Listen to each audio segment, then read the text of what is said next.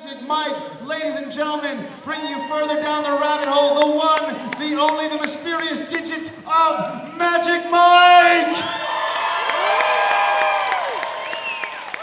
Thank you so much. Am I on? Number 3? Awesome. Thank you very much. How about you keep the round of applause going for your amazingly talented host, Chris Lane.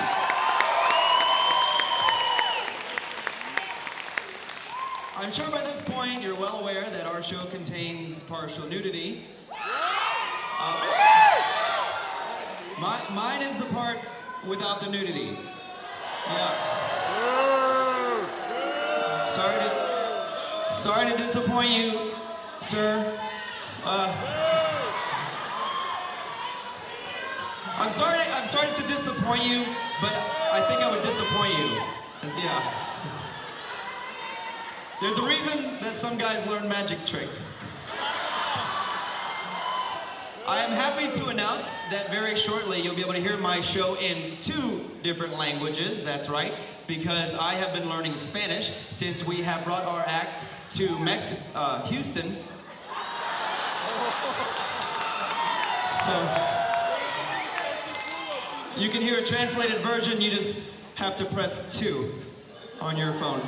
So the burlesque show that you're watching is the Alice in Burlesqueland theme of the Fleur, Tease, and for the last 6 years I've been so privileged to perform with these lovely ladies, including Chris. Yeah.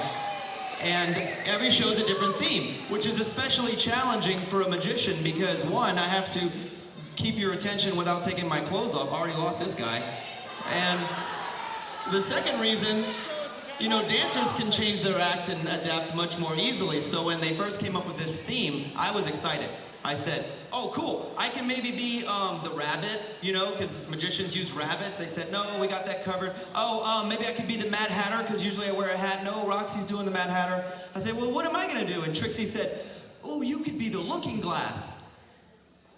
The what? The Looking Glass? She said, yeah, you know how magicians always use mirrors. I said, no, we don't use mirrors or sleeves or camera tricks. What am I, Chris Angel? I'm kidding. I have a lot of respect for Chris Angel's CGI team.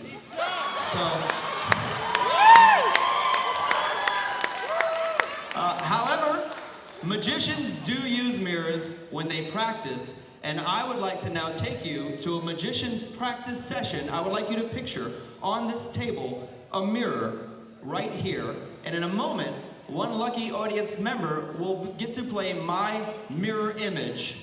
Now, here's the thing.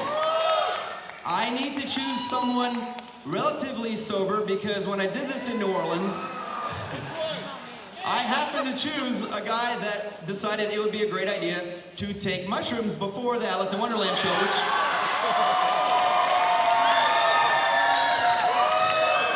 makes perfect sense, but he didn't know he was going to be on stage, so I think I'm doing a card trick. This guy thinks I'm conjuring a dragon.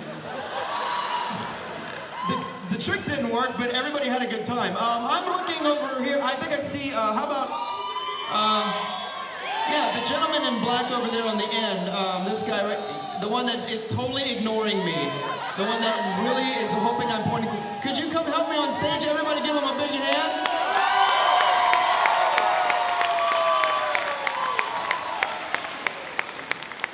Take your time, but hurry up. Right this way. Awesome. Get to be part of the show. Hi. All right, what's your name? Steve. Steve, I'd like you to stand right over here. And Steve, have you ever been a magician before? What? Been a magician? Not lately. Okay, this will be fun. So, yeah, you're a good-looking guy. I couldn't tell from over there. Great. All right, now, stand right over here. Now, Steve, I have with me 2 decks of cards. I have, wait, how do you know that's for you? No, I have a red deck and a blue deck. Steve, choose the red deck and you wake up in your bed and believe whatever you want to believe. Choose the blue deck and you stay in Wonderland and I show you how deep the rabbit hole goes.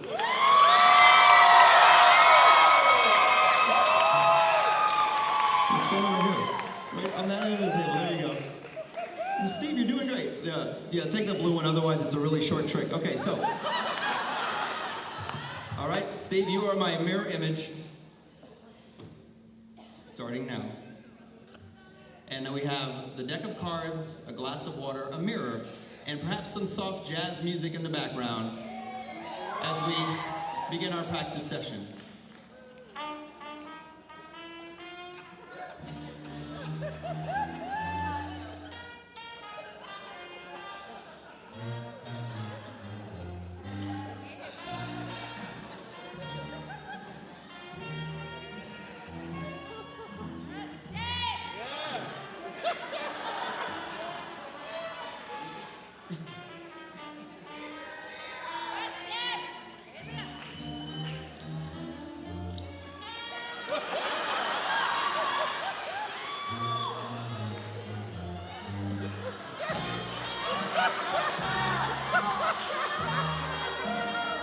It's an HD mirror, so sometimes there's a delay.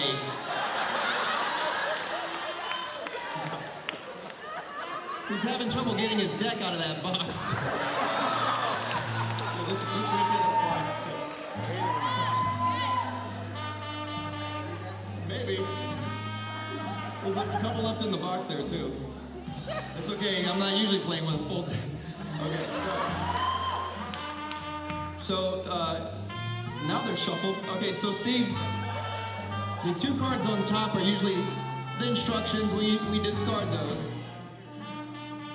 So find the two that you don't need, that don't match the, yeah, these two right, yeah, there you go. That's when we practice our throwing skills, like this, right?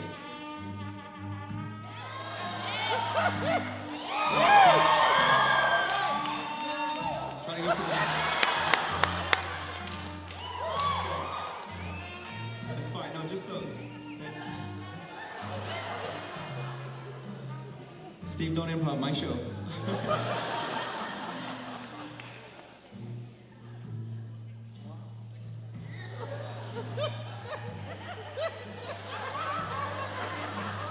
It's okay, from the balcony it looks the same, yeah. So Steve, you notice the cards are in new deck, we're in new deck order, so we'll need to shuffle those. This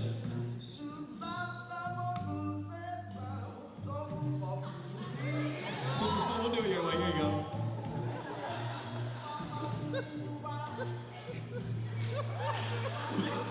He said I'm too good looking to act this stupid. That's not.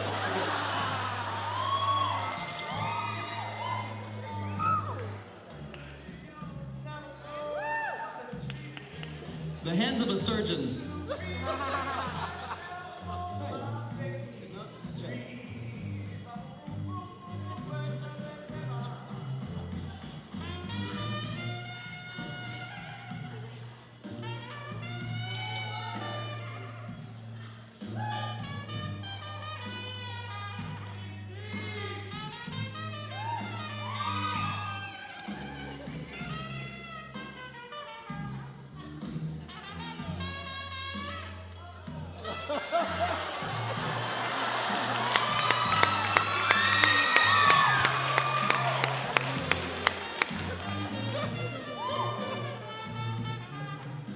Steve's gonna reach into his deck and pull out one card.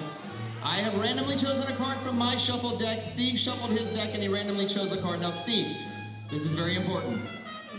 This is the only important part of our entire time together.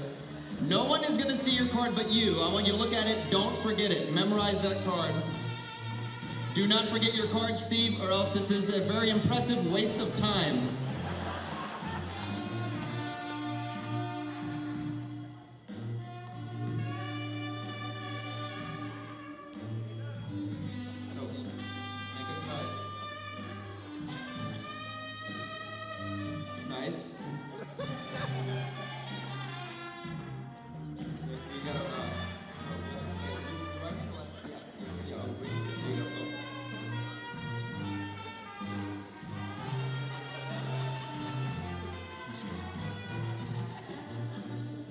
Go ahead and cut the cards again.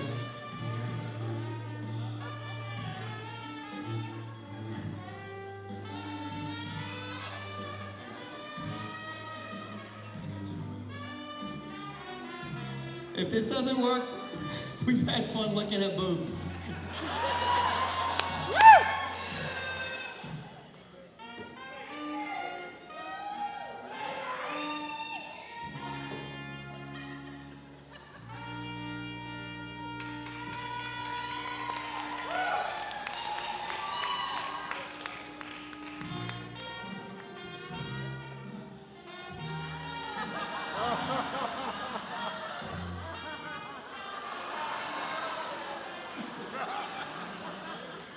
Now, Steve, you get to look at my deck and I get to see yours. Steve, I want you to look through the cards and I want you to find the card that you chose in my deck of cards, and I'm going to find mine in yours.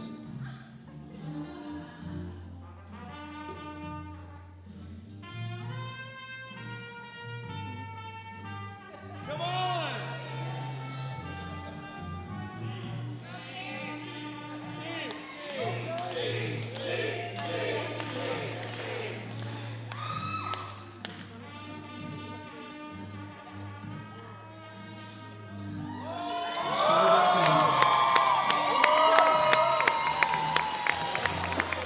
Steve has perfectly played my mirror image. Give him a big round of applause.